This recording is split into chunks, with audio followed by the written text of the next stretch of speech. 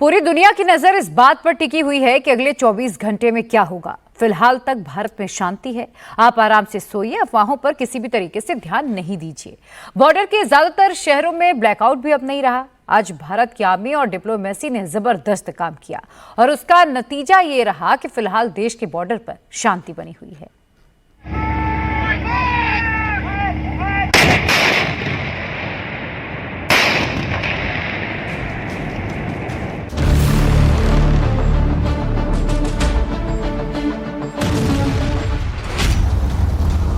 झुक गया पाकिस्तान, आगे क्या होगा?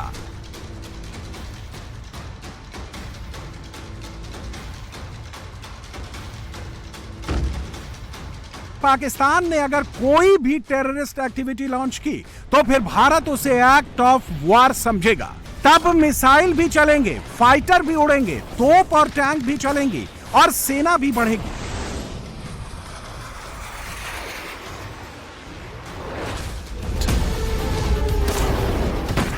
पीओके को भारत में मिलाने का मिशन अभी अधूरा रह गया है, लेकिन अगर आगे कोई आतंकी वारदात हुई तो पीओके को भारत में मिलाने का ऑपरेशन लॉन्च होगा।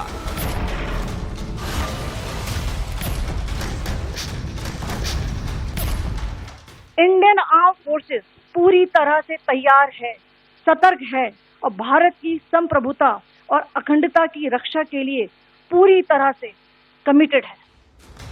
पाकिस्तान ऑलरेडी घुटने पर आ चुका है। संभावना यही है कि 12 मई के बाद पाकिस्तान भी ऑपरेशन सिंदूर का सबक याद रखेगा।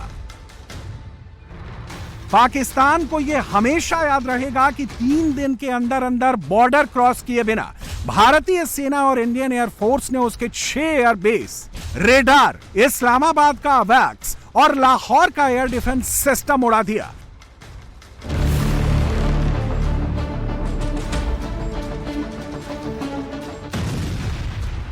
तीन दिन के अंदर अंदर पाकिस्तानी आर्मी की सारी गर्मी ठंडी पड़ गई।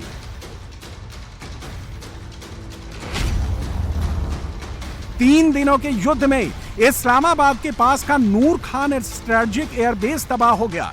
पंजाब के रहीम यार खान का शेख जायद इंटरनेशनल एयरपोर्ट ध्वस्त कर दिया गया। सियालकोट एविएशन बेस बर्बाद हो चुका। सिंध के सक्कुर का एयरबेस और डुअल यूज रेडार सिस्टम ध्वस्त हो चुका है। सिंध के चुनिया का रेडार और टेक्निकल डिपो अब काम करने लायक नहीं बचा। पसरूर का अर्ली वार्निंग सिस्टम, रफीकी में पाकिस्तानी एयरफोर्स का बेस और मुरीद रेडार इंस्टॉलेशन अब पाकिस्तान के किसी काम का नहीं रहा। इंडियन आर्म फोर्सेस ने पाकिस्तान को बहुत भारी नुकसान पहुंचाया। उनके मिलिट्री इंफ्रास्ट्रक्चर्स को, चाहे वो लैंड एसेट्स हो या फिर उनके एयर एसेट्स।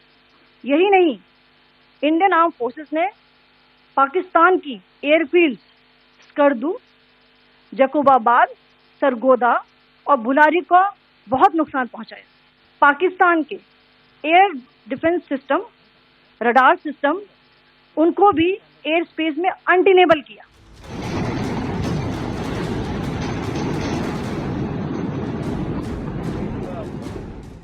पाकिस्तान की सिट्टी पिट्टी यूं ही नहीं गुम हुई है। भारत ने पाकिस्तान को पीछे हटने के लिए, घुटने के बल बैठने के लिए मजबूर किया है।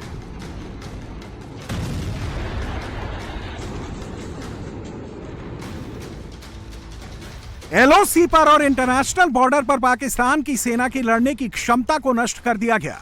पाकिस्तान को इतनी मार मारी गई कि पाकिस्तानी आर्मी के डीजीएमओ को भारतीय सेना के डीजीएमओ को फोन करने के लिए मजबूर होना पड़ा। दोपहर 3:35 पर पाकिस्तान के डीजीएमओ ने भारतीय सेना के डीजीएमओ को फोन करके सीज फायर का रिक्वेस्ट किया, जिसे भारत ने मान लिया। लाइन ऑफ कंट्रोल के पास पाकिस्तान के command and control, logistic installation और उनके मिलिट्री इंफ्रास्ट्रक्चर, मिलिट्री पर्सनल का इतना भारी नुकसान हुआ कि पाकिस्तान की ऑफेंसिव व डिफेंसिव कैपेबिलिटी को नष्ट कर दिया गया।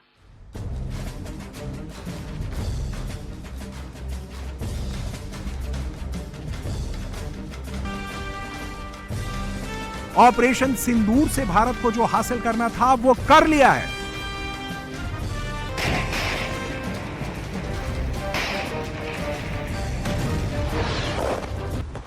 ऑपरेशन सिंदूर पहलगाम में 26 हिंदू सैलानियों की बर्बर हत्या का बदला लेने के लिए शुरू हुआ था। 6 और 7 मई की दरमियानी रात को सिर्फ 25 मिनट के ऑपरेशन में भारत ने पाकिस्तान के 9 आतंकी ठिकानों को ध्वस्त कर दिया। लश्कर-ए-तैयबा, जैश-ए-मोहम्मद और हिजबुल मुजाहिदीन के सबसे बड़े ठिकानों और ऑपरेशन सेंटर्स को तबाह और बर्बाद कर दिया गया। युद्ध विराम होने के बाद जब नरेंद्र मोदी ने रक्षा मंत्री राजनाथ सिंह, विदेश मंत्री S Jaishankar, NSA Ajit Doval, CDS general Anil Chauhan और सेना के तीनों अंगों के चीफ के साथ पूरे ऑपरेशन की रिपोर्ट ली, हिंदुस्तान ने जिस एक ऑपरेशन से एटम बम चिल्लाने वाले देश की बोलती बंद कर दी, वह पूरा ऑपरेशन नरेंद्र मोदी की लीडरशिप में मुमकिन हुआ। पहलगाम में जब आतंकी हमला हुआ तब मोदी विदेश में थे। मोदी सऊदी अरब का दौरा बीच में छोड़कर दिल्ली लौटे। उसी दिन से पाकिस्तान प्रायोजित आतंकवाद को खत्म करने का ऑपरेशन प्लान होने लगा। आतंक के खिलाफ भारत की लड़ाई को ऑपरेशन सिंदूर का नाम भी प्रधानमंत्री मोदी ने ही दिया। पहलगाम के बाद पूरे देश में तुरंत बदला लेने की मांग हो रही थी, लेकिन मोदी ने कोई हड़बड़ी नहीं की। मोदी ने अपनी सेना के साथ लंबी प्लानिंग की। युद्ध लड़ना है तो कैसे लड़ेंगे, यह भी प्लान किया। अंतर्राष्ट्रीय बिरादरी के सामने भारत का पक्ष रखने के लिए विदेश मंत्रालय के अधिकारियों ने सभी महत्वपूर्ण देशों के राजनयिकों को कांटेक्ट किया। सारी तैयारी हो जाने के बाद 6 मई की रात को ऑपरेशन सिंदूर लॉन्च किया गया। भारत के खिलाफ टेरर अटैक्स की प्लानिंग करने वाले और उसे एग्जीक्यूट करने वाले कम से कम 5 टॉप लेवल के आतंकी आका ऑपरेशन सिंदूर से एलिमिनेट कर दिए गए। मुरीदके में लश्कर-ए-तैयबा के मरकज-ए-तैयबा का इंचार्ज मुदस्सिर खादियान खास उर्फ अबू जुंदाल मारा गया। जैश-ए-मोहम्मद के चीफ मसूद अजहर का बहनोई हाफिज मोहम्मद जमील बहावलपुर के मरकज सुभान अल्लाह में मारा गया। जैश के आतंकियों को हथियारों की ट्रेनिंग देने वाला मोहम्मद यूसुफ अजहर भी मारा गया। वो IC 814 हाईजैकिंग केस में वांटेड था। लश्कर के कमांडर खालिद उर्फ अबू अक्शा ने जम्मू कश्मीर में कई आतंकी हमले कराए थे। ऑपरेशन सिंदूर में उसे भी ढेर कर दिया गया। जैश के ऑपरेशनल कमांडर मुफ्ती असगर खान कश्मीरी का बेटा मोहम्मद हसन खान भी एलिमिनेट कर दिया गया। भारत ने आतंकी ठिकानों से शुरुआत की, लेकिन जैसे ही पाकिस्तानी ड्रोन्स ने भारतीय एयर स्पेस को क्रॉस करने की हिमाकत की, इंडियन एयरफोर्स और इंडियन आर्मी की ऑफेंसिव स्ट्रेटजी स्टार्ट हो गई। दुनिया के इतिहास में पहली बार ऐसा हुआ कि किसी न्यूक्लियर कैपेबल कंट्री के 6 एयरबेस को तबाह कर दिया गया। भारत ने बॉर्डर के आसपास ही नहीं बल्कि पाकिस्तान के अंदर बनाए गए मिलिट्री इंस्टॉलेशंस को भी मिट्टी में मिला दिया।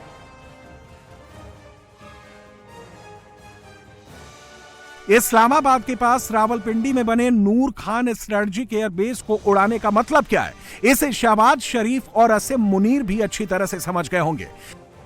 भारत अगर नूर खान एयरबेस को उड़ा सकता है तो रावलपिंडी के GHQ को भी उड़ा सकता है। यह सोचकर ही असीम मुनीर को पसीना आ गया। भारत ने रहीम यार खान का शेख जायद इंटरनेशनल एयरपोर्ट भी ध्वस्त कर दिया। पंजाब का यह एयरपोर्ट सिविल और मिलिट्री दोनों पर्पस के लिए यूज होता था। हिंदुस्तान को नुकसान पहुंचाने के लिए पाकिस्तान ने भी पूरा जोर लगाया, लेकिन वो हिंदुस्तान का बाल भी बांका नहीं कर पाया। पाकिस्तान की फतह मिसाइल को सिरसा के गांव वालों ने कंधा देकर उसका अंतिम संस्कार किया। चाइनीज मिसाइलों ने पाकिस्तान को कितना बड़ा धोखा दिया, उसका एक और सबूत ये EQ-9E मिसाइल है जो राजस्थान के श्रीगंगानगर में गिरी और फट भी नहीं पाई। इन सब तस्वीरों को देखने के बाद पाकिस्तान की हिम्मत टूट गई और उसने युद्ध रोकने का प्रस्ताव भेज दिया। The Director General of Military Operations of Pakistan called the Director General of Military Operations of India at 15:35 hours earlier this afternoon. It was agreed between them that both sides would stop all firing and military action on land and in the air and sea with effect from 1700 hours Indian Standard Time today. Instructions have been given on both sides to give effect to this understanding. The Directors General of Military Operations will talk again on the 12th of May at 1200. Pakistan Bharat की शर्तों पर cease fire करने को मजबूर हुआ। दूसरी तरफ operation सिंदूर से भारत ने कई स्ट्रेटेजिक टारगेट अचीव कर लिए। भारत ने पाकिस्तान के 100 किलोमीटर अंदर घुसकर ऑपरेशन किया। भारत ने पाकिस्तान के पंजाब प्रांत से भी टारगेट को हिट किया, जो पाकिस्तान आर्मी का सबसे मजबूत किला है। भारत ने बहावलपुर के टेरर हब को ध्वस्त कर दिया, जहां अमेरिका भी अपने ड्रोन नहीं भेज पाया था। भारत ने पाकिस्तान के एयर डिफेंस सिस्टम को बेनकाब कर दिया। राफेल के स्कैल्प और हैमर मिसाइलों ने परफेक्शन के साथ ऑपरेशन को एग्जीक्यूट किया। भारत ने पाकिस्तान के किसी सिविलियन को नुकसान पहुंचाए बिना टेरर सेंटर्स को उड़ा दिया। मैं आपको पाकिस्तान की मिस इन्फॉर्मेशन कैंपेन के बारे में अवगत कराऊंगी। पहला, पाकिस्तान ने यह क्लेम किया कि उसने अपने JF-17 से हमारे S-400 व ब्रह्मोस मिसाइल बेस को नुकसान पहुंचाया, जो कि बिल्कुल गलत है। दूसरा, उसका यह भी मिस इन्फॉर्मेशन कैंपेन था कि हमारी एयरफील्ड्स जो कि सिरसा, जम्मू, पठानकोट, बठिंडा, नलिया और भुज में हैं, ये उसका मिस इन्फॉर्मेशन भी बहुत गलत है। तीसरा, पाकिस्तान के मिस इन्फॉर्मेशन कैंपेन के मुताबिक हमारे एम्यूनिशन डंप्स जो चंडीगढ़ और बियास में हैं उसका डैमेज हुआ, यह भी बिल्कुल गलत है। हमने आपको मॉर्निंग ब्रीफिंग में बताया था विद फैक्ट्स एंड फिगर के साथ कि ये सारी चीजें बिल्कुल सही सलामत हैं। पाकिस्तान घुटने पर आया तो भारत युद्ध विराम के लिए राजी हो गया, लेकिन भारत सिंधु नदी का पानी देने को राजी नहीं हुआ है। पहलगाम टेरर अटैक के बाद भारत ने सिंधु जल समझौता स्थगित कर दिया था। वो समझौता आगे भी स्थगित ही रहेगा। पाकिस्तान ने आगे अगर एक भी आतंकी वारदात कराई तो वो बूंद बूंद के लिए तरसेगा। जिस दिन पहलगाम हमला हुआ उसी दिन से साफ हो गया था कि भारत बदला लेगा, लेकिन बदला कब लिया जाएगा, कैसे लिया जाएगा, भारत कहां कहां अटैक करेगा, भारत किन किन हथियारों को यूज करेगा, इसकी सीक्रेसी रखनी जरूरी थी। मोदी ने 3 बार पूरे देश को आश्वस्त किया, लेकिन कोई भी मोदी के प्लान को भांप नहीं पाया। 6 और 7 मई की रात को भारतीय सेना और वायुसेना ने जब ऑपरेशन सिंदूर लॉन्च किया तो पाकिस्तान अपने डिफेंस को एक्टिवेट भी नहीं कर पाया। पहले ही दिन 25 मिनट में भारत ने ऑपरेशन सिंदूर का आधा काम पूरा कर लिया। फिर पाकिस्तान ने वो गलती कर दी जिसका भारत को इंतजार था।